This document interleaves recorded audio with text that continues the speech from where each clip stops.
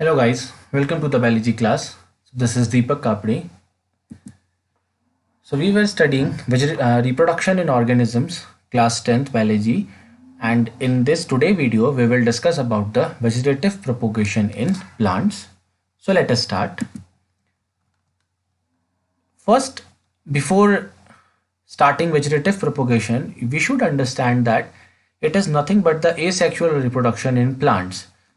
जो asexual reproduction है वो बहुत कॉमन टर्म होता है बेटा एनिमल्स के लिए, तो प्लांट्स में इसी टर्म की जगह we use vegetative propagation term. Okay, तो vegetative propagation is nothing but a asexual mode of reproduction in plants. तो ये वो सारे फीचर्स फॉलो करेगा जो एसेक्सुअल रिप्रोडक्शन में होते हैं. तो in this method new plant arise from any vegetative part of the plant. इसका मतलब है जो नया प्लांट बन रहा है वो किससे आ रहा है बेटा? From any vegetative part of plant. Now there comes a term called as vegetative part. Plant की पूरी बॉडी दो पार्ट्स में डिवाइड होती है, one is vegetative and other is reproductive part. तो vegetative part is basically that part जो root, stem और leaf होते हैं वो सब वेजिटेटिव पार्ट में आते हैं बेटा. रिप्रोडक्टिव पार्ट वो पार्ट है जो गैमेट फॉर्म करेगा और वेजिटेटिव वो है जो ग्रोथ एंड डेवलपमेंट कॉज करेगा. तो we all know that the reproductive part of plant is flower. तो जब फ्लावर को छोड़ के किसी और पार्ट की वजह से किसी प्लांट में से नया प्लांट बनता है, that is called as vegetative propagation. For as I have written, vegetative part includes root, stem and leaves. और जिस पार्ट से नया प्लांट आप ग्रो करा रहे हो that part is called as vegetative propagule. तो vegetative propagule is basically that part which upon germination give rise to new complete plant. This method is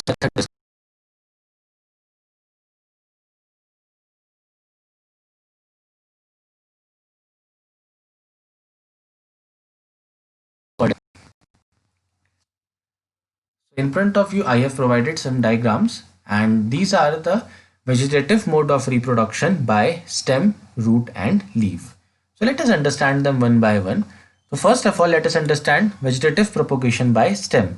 A very common example is sugar cane. आपने देखा होगा mostly जब भी हम sugar cane grow कराते हैं तो कहीं से शुगर केन का छोटा सा पीस काट के लाए और उसी पीस को आपने मिट्टी में डाल दिया. तो बेसिकली हम शुगर केन में जो पोर्शन कट करते हैं दैट इज स्टेम, और उस शुगर केन में एक नोड पक्का होगी बीच में. तो आप देखिए जो नया प्लांट, जब आपने शुगर केन को मिट्टी में डाल दिया तो जो नया प्लांट अराइज करेगा वो हमेशा इस नोड वाले पोर्शन से अराइज करता है. So what you are doing here, you are basically growing or culturing new plant using stem as a vegetative propagule. Similar example is of potato. You should know potato एक modified stem है बेटा. So we know that potato is a modified stem and basically this portion represents the stem which is modified for storage part बेटा. तो ये storage का function भी perform कर रहा है यहाँ पे. तो अगर आपने देखा होगा पोटैटो को काफ़ी समय तक स्टोर करके रख दो तो आपने देखा होगा उसमें ऐसे बर्ड्स जैसी बन जाती हैं जिसको कॉमनली आई भी कहते हैं हम. तो फ्रॉम दीज बर्ड्स आप इन पोटैटो को having these birds you just keep them in soil और इनसे क्या होगा, नया प्लांट ग्रो कर जाएगा. सिमिलरली मिंट में देखा गया है कि स्टेम से नया प्लांट ग्रो कर जाता है. इसके अलावा दो बहुत कॉमन एग्जाम्पल हैं, जिंजर एंड टर्मरिक. अदरक और हल्दी के केस में आपने देखा होगा. तो बेसिकली जिस पोर्शन से हम नया प्लांट ग्रो कराते हैं अदरक में, it is nothing but the stem. So these are some of the examples of vegetative propagation by stem. आते हैं दूसरे पार्ट में, दैट इज लीफ. तो अगर आप देखेंगे तो ये एक बहुत कॉमन ऑर्नामेंटल प्लांट है जिसे कहा जाता है Bryophyllum.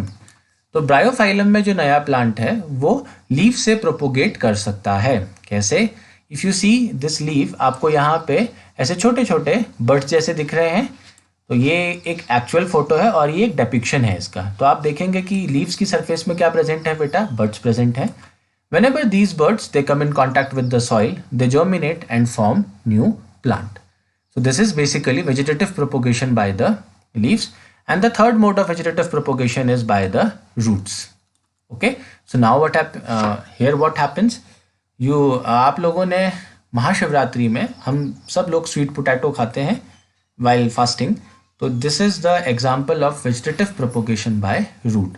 If you look at the structure, आप देखेंगे कि this is nothing but the modified root. तो जैसे ही यहाँ पे मॉडिफाइड स्टेम था जिसने स्टोरेज का फंक्शन किया, वैसे ही यहाँ पे मॉडिफाइड रूट है जो स्टोरेज का फंक्शन करता है, इसीलिए हम इसको कंज्यूम करते हैं. अब स्टोरेज के अलावा इसका एक और फंक्शन है बेटा. आप स्वीट पोटैटो को लीजिए और उसको मिट्टी में डाल दो, तो आप देखेंगे कि कुछ टाइम बाद उससे एक नया प्लांट ग्रो कर गया. So this is vegetative propagation by the roots. So with this I have shown you the example of vegetative propagation by stem, leaf and roots. आगे बढ़ते हैं. Now the question arises, why vegetative propagation? First of all, you should know that plants are required या plants are needed very much for our survival. हम plants पे directly और indirectly depend करते हैं. As a source of food भी हम plants पे depend करते हैं. तो plants की importance बहुत ज़्यादा है किसी भी animal के लिए. Now, what are the advantages of vegetative propagation? पहला advantage ये होता है बेटा, जैसे आपने banana plant देखा है और grapes देखा होगा, ये वो plant है जिनमें कभी भी seed produce नहीं होता है. They have lost their ability to produce seed. तो basically I call them seedless plant. तो ऐसे seedless plant जो हमारे लिए beneficial हैं, इनको grow कराने का हमारे पास क्या तरीका है? The only method of their propagation is by vegetative mode. तो seedless plants का जो growth है या seedless plant का जो propagation है वो vegetative propagation से किया जाता है. ये सबसे बड़ा advantage है. दूसरा बेटा, आप vegetative propagation से एक बहुत ही short interval में लार्ज नंबर ऑफ प्लांट्स को प्रोपोगेट कर सकते हो. आप खुद ही देखिए, आप रोज की कितनी कटिंग एक साथ ही कट करके उनको ग्रो करा सकते हैं, जो सीड से जर्मिनेशन से जल्दी भी होगा और बहुत जल्दी रेट पे ये ग्रो भी कर सकते हैं. तो if I want large number of plants to be grown at the same time, I will use vegetative propagation method.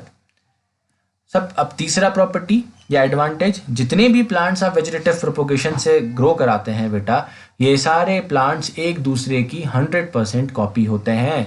They are genetically and morphologically similar, that is they are the clones. तो इसका एक सबसे बड़ा benefit यह है कि जो character मुझे उस प्लांट में अच्छा लगा था, फॉर एग्जाम्पल मैंने रोज का प्लांट ग्रो कराया, अब रोज में सबसे अच्छा मुझे क्या लगेगा? Obviously flower. अब सपोज करो किसी रोज के प्लांट का जो फ्लावर है वो बहुत लंबे समय तक अच्छा ग्रो करता है या it persist in the plant, तो उसको अगर मुझे, वो क्या हो गया, एक अच्छा फीचर हो गया. Everybody likes to have a rose plant जिसमें फ्लावर काफ़ी लंबे समय तक प्लांट में ही टिका रहे. तो ये हो गया बेटा एक प्रकार का डिजायर्ड कैरेक्टर. और डिजायर्ड कैरेक्टर में क्या हो सकते हैं? आप ऐसा प्लांट ग्रो करा रहे हैं जिसमें बहुत इजीली कोई इंसेक्ट या डिजीज नहीं होती है या इंसेक्ट उस पर अटैक नहीं करता है. तो ये सब डिजायर्ड कैरेक्टर होते हैं. तो वेजिटेटिव प्रोपोगेशन डिजायर्ड कैरेक्टर को प्रिजर्व करने का सबसे बेस्ट मेथड है बेटा. ओके, फिर आते हैं सबसे लास्ट फीचर में, form fruits faster than propagation by seed. अब आप क्या काम कीजिए, किसी प्लांट को वेजिटेटिवली ग्रो कराइए और उसी प्लांट का अगर सीड बनता है तो सीड के थ्रू जर्मिनेट कराइए. यू विल सी दैट जब हम प्लांट को वेजिटेटिव प्रोपोगेशन के थ्रू ग्रो कराते हैं तो उसकी ग्रोथ बहुत फास्ट होती है और सीड के कंपैरिजन में वो बहुत जल्दी क्या करेगा बेटा, फ्लावर भी बना लेगा और फ्रूट फॉर्मेशन कर लेगा. This is one such advantage. The time taken by the plant to form flower and fruit is very short as compared to the plant grown by seed germination. These are some of the advantages of vegetative propagation. अब आते हैं artificial methods of vegetative propagation. अब artificial का मतलब ये नहीं है कि human ने इस methods को create किया है. It simply means because plants are so much beneficial for us, so we have devised some technique या we have used some technique used by plants for their growth. तो हमने कुछ ऐसी टेक्निक्स देखी हैं जो प्लांट में भी होती हैं, हमने इन टेक्निक्स को अपने बेनिफिट के लिए यूज करना शुरू किया है. तो बेसिकली ये 3 टेक्निक्स हम यहाँ पे स्टडी करेंगे, cutting, layering and the third one is grafting बेटा. Okay, so let us understand them. Now this is cutting. Sorry, ये ऊपर का पोर्शन थोड़ा कट गया है. तो कटिंग का मतलब होता है जब आपने प्लांट के किसी पार्ट को कट किया और उसको सॉइल में ग्रो कराया. तो मोस्टली कटिंग की जाती है स्टेम के लिए. स्टेम पोर्शन से जब आप प्लांट को ग्रो कराते हैं तो उसके लिए जो मोस्ट कॉमन मेथड है that is cutting. For example आप देखिए यहाँ पे ये कुछ कटिंग्स हैं रोज के प्लांट्स की. तो आप देखिए एक प्लांट से इतनी सारी कटिंग करी और फिर इनको क्या किया, सॉइल में ग्रो करा दिया और आप देखेंगे कि ये इजीली न्यू प्लांट फॉर्म करते हैं. अब कटिंग के लिए एक रिक्वायरमेंट है, पहला तो साइज होता है, कम से कम जो मिनिमम साइज होना चाहिए, ये इसका जो लेंथ होना चाहिए कम से कम 20 सेंटीमीटर के आसपास होना चाहिए, 14 to 20 सेंटीमीटर। दूसरा, इसमें एक नोड तो कम से कम होनी चाहिए। As you recall, the node is present in the stem and it consist of meristematic tissues, जिसकी वजह से सेल डिवाइड करता है बेटा और प्लांट की ग्रोथ होती है। तो कटिंग में कम से कम एक नोड होनी चाहिए। अगर आप शुगर केन याद करेंगे तो बेसिकली शुगर केन को जब हम ग्रो कराते हैं तो ये वो नोड वाला पोर्शन पक्का मिट्टी में डाला जाता है और इसी से आपका नया प्लांट ग्रो करता है। तो that is the importance of node. फिर एक रिक्वायरमेंट जो आपको कटिंग करते समय ध्यान देना चाहिए, या आप नॉर्मली यूज़ भी कर सकते हैं, कटिंग हमेशा ऑब्लिक होनी चाहिए। ऑब्लिक का मतलब है अगर आप स्टेम को काट रहे हैं तो ऐसे मत काटिए, नीचे वाला पोर्शन बिल्कुल स्ट्रेट मत रखिए, आप क्या कीजिए, स्टेम को थोड़ा तिरछा काटिए। अब तिरछा काटने से क्या होता है बेटा, तिरछा काटने से सरफेस एरिया बढ़ जाता है।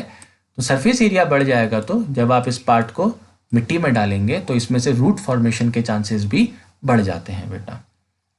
The common example is rose and other one is money plant. Coming to the next mode that is called as layering. तो इसमें क्या करते हैं, लेयर बनाना। तो आपने क्या किया, प्लांट्स पे मिट्टी की एक लेयर डाल दी। Okay, that is called as layering. अब ये दो तरीके की होती है बेटा, सिंपल लेयरिंग और एयर लेयरिंग, दोनों को समझते हैं। अब जैस्मीन के प्लांट की एक खास बात यह है कि इसकी जो स्टेम है वो फ्लेक्सिबल है, इसको इजीली बेंड किया जा सकता है। तो इसमें क्या करते हैं, इसकी स्टेम को बेंड किया और जो इसकी स्टेम में नोड वाला पोर्शन होगा उसको मिट्टी में डाल दिया, मिट्टी से ढक दिया। आपने अभी तक स्टेम को कट नहीं किया है बेटा, आपने यहाँ पे स्टेम को मेन प्लांट से काटा नहीं है, खाली उसकी एक स्टेम कंटेनिंग नोड पोर्शन को मिट्टी में डाल दिया। तो आप देखेंगे कि कुछ टाइम बाद इस वाले पोर्शन से यहाँ पे क्या आ गई हैं, रूट आ गई हैं। अगर ये दिख रहा है तो ये बहुत ही लाइट है, वाइट कलर में, these are roots. Once the root are formed, आप इसको कट करो और इस प्लांट को अब आप कहीं पे भी ग्रो कर सकते हैं। इसको माउंड लेयरिंग कहा गया है। माउंड का मतलब होता है कब्र। कब्र इसलिए कहा गया टर्म क्योंकि इसमें आपने क्या किया, इसको मिट्टी के अंदर प्लांट के पार्ट को दबा दिया है। अब सपोज करो सिट्रस के प्लांट को देखो, माल्टा उसका एक मेंबर है। तो माल्टा में आप देखेंगे कि इसकी जो मिट्टी होती है, इसकी जो स्टेम होती है वो वुडी होती है, it is made of would. तो आप वुड को तो ज़्यादा बेंड कर नहीं सकते, वुड को बेंड करेंगे तो वो तो ब्रेक कर जाएगी। तो उसके लिए हम जो दूसरे टेक्निक यूज़ करते हैं that is called as air layering. Now what is air layering. अब आप देखिए, सपोज करो ये एक ब्रांच है, अब आपने क्या किया, इसकी जो बार्क है थोड़ा काट दी, मतलब आपने इसकी बार्क को रिमूव कर दिया और अंदर का पोर्शन डैमेज नहीं करना है बेटा स्टेम का, खाली आपने बार्क को रिमूव कर दिया। बार्क को रिमूव करने के बाद जैसे सपोज करो इन्होंने इतने पोर्शन में बार्क रिमूव किया तो यहाँ पे मिट्टी डाल दी, ओके, और फिर इसको ढक दिया बेटा। तो आफ्टर सम टाइम क्या होगा, जहाँ पे इन्होंने बार्क को रिमूव करके मिट्टी डाली थी इस पोर्शन से क्या होगा बेटा, रूट्स अराइज करना शुरू हो जाएंगी और कुछ टाइम बाद आप क्या कीजिए, इसको कट करके कहीं पे भी ग्रो कर सकते हैं। Because all the job is done in the air, मतलब आपने कोई बेंड नहीं किया प्लांट के स्टेम को, तो that's why it is called as air layering. तो आपका जैस्मिन एग्जाम्पल हो गया सिंपल लेयरिंग का और सिट्रस एग्जाम्पल हो गया आपका एयर लेयरिंग का। So that is all regarding the layering. आते हैं लास्ट मेथड ऑफ प्रोपोगेशन में, that is called as grafting. Graft का मतलब होता है जब दो अनरिलेटेड चीजों को जोड़ा जाता है, जैसे ऑर्गन डोनेशन को ह्यूमंस में ग्राफ्टिंग कहा जाता है। मतलब से फॉर एग्जांपल अगर किसी ने मेरे को कोई ऑर्गन डोनेट कर दिया जो मेरी बॉडी में काम नहीं कर रहा है तो उस ऑर्गन को ग्राफ्ट कहते हैं। अब यहाँ पे ग्राफ्टिंग से क्या रिलेटेड है, से फॉर एग्जांपल आपके पास एक प्लांट है जिसकी रूट बहुत अच्छी है और दूसरा आप उसके ऊपर एक दूसरा प्लांट लगाना चाहते हैं, तो आप क्या करेंगे, जो टेक्निक आप यूज करेंगे that is called as grafting. Now have a look at the diagram. ये कोई प्लांट है जिसका अपना एक रूट सिस्टम है, मतलब इस प्लांट की रूट सॉइल में ग्रो कर रही है और आपने क्या किया, इसके ऊपर किसी दूसरे प्लांट की स्टेम को लाके जोड़ दिया, ऐसे बांध दिया। So this method is called as grafting. Now the root portion, जो इसका रूट प्लांट, जो प्लांट है जिसका आपने रूट लिया उसको कहेंगे बेटा स्टॉक, और जिसका आपने शूट लिया उसको कहेंगे सेक्शन, या फिर इसके लिए एक और टर्म यूज किया जाता है स्काइन, SCION। You are using स्काइन and stock. What is स्काइन? Scion is the stem of plant and stalk is the rooted plant that you desire to join. तो आपने देखो इन दोनों में कट किया और फाइनली इनको जोड़ दिया और ऐसे बांध दिया. ये देखिए इनको टाई कर दिया. हिंदी में इसको कलम करना कहते हैं बेटा. इसी को दूसरे एग्जाम्पल से समझते हैं. देखिए ये डायग्राम है, तो ये जो नीचे ब्राउन कलर का स्ट्रक्चर दिख रहा है ये किसी प्लांट का रूट है बेटा, और इसके आपने क्या किया, किसी दूसरे प्लांट का शूट लगा दिया. तो this method is called as grafting. मैंने नीचे लिखा है it is used to produce composite plant. Composite plant का मतलब होता है जब दो अनरिलेटेड प्लांट को आप एक साथ ग्रो कराना चाहते हैं, तो दैट इज कॉल्ड एज बेटा composite plants. So this is all about the vegetative propagation, their advantage and their artificial mode. So that is all for today. In case if you have any query, just let me know. Thank you.